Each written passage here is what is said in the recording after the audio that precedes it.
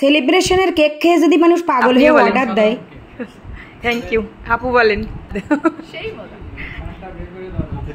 এত মজা হয়েছে কেক আর ভাত করতে মন যাবে না। তাহলে কিরামটা হেকাউদ্দিন আসসালামু আলাইকুম রহমাতুল্লাহ। টুক করে তো রিভিউটা শুনেই ফেললে তোমরা। 25,000 উপলক্ষে একটা কেক বানাইলাম না, রুজি যার থাহে সে কি আর বাড়ি বসে থাকতে পারে কও? তা সেই রুজিতে টাই নিয়ে ওগের আমাকে বাড়ি কি কারণে নিয়ে চলে আসছে আল্লাহ। মানে যার বরাতে যা থাহে সে সেটা কীভাবে খাবে কেউ জানেই না। তা যাই হোক, ওই আপু আর দুলাভাই কিন্তু সেই দিন আমার বাড়ি চলে আসিল, যেই দিন আমার 25,000 ফলোয়ার উপলক্ষে সেলিব্রেশন পার্টি ছিল। আমি একটা কেক বানাইলাম না, তা ওদের আবার নাস্তা দিলাম যে সেলিব্রেশন যখন হলোই না তখন আত্মীয় কুটুমরা খাইয়ে যাক। তাই ওই আপুরে আর দুলাভাইরে দিলাম, দিয়ার পরে ওরা খাইয়ে যে ডহের রিভিউ দিল তা তো তোমরা শুনতেই পারলে। ওরা আমারে কলো যে তুমি একটু ভিডিও করো করো। আমি কাছি না এটা কিরাম দেখা যাবে না, কাছেন না তুমি ভিডিও করো। তা ওগের জোরাজুরিতে ভিডিও করিয়েই ফেললাম।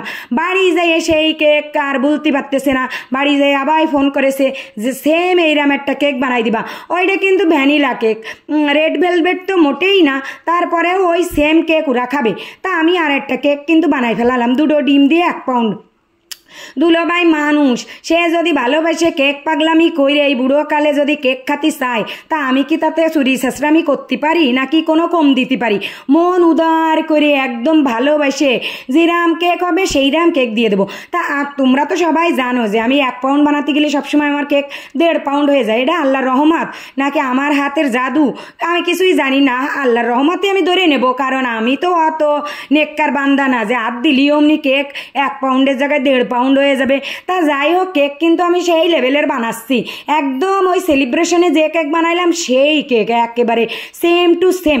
তা ওরা তো 1/2 পাউন্ড কেক খাইয়ে মজা পাইলো, এইবার অর্ডার দিয়েছে 1 পাউন্ড কেকের। তাই আমি সেই কেকটা কিন্তু বানাই ফেলালাম একদম লাল কালার দিয়ে। বুড়ো বয়সে লাল কালার বলে তার পছন্দ হয়েছে, সেই লাল কালার দিয়ে কিন্তু কেকটা বানাই ফেলালাম। একদম মনের মাধুরী মিশিয়ে বানালাম, কারণ দুলোভাই খাবে বলে কথা।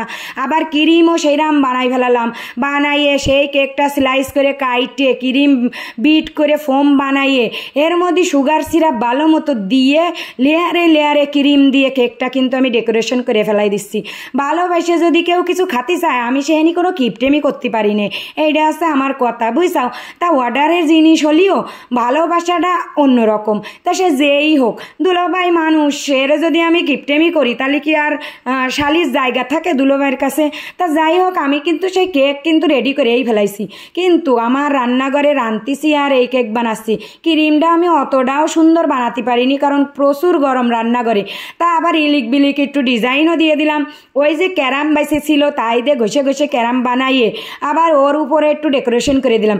আবার লিখিয়ে দিলাম কেক পাগল হচ্ছে দুলাভাই। দুলাভাই বুড়োকালে যদি এত কেক মজা লাগে তার কাছে, তাহলে এছাড়া আর কি ক্যাপশন লিখতে পারি কও?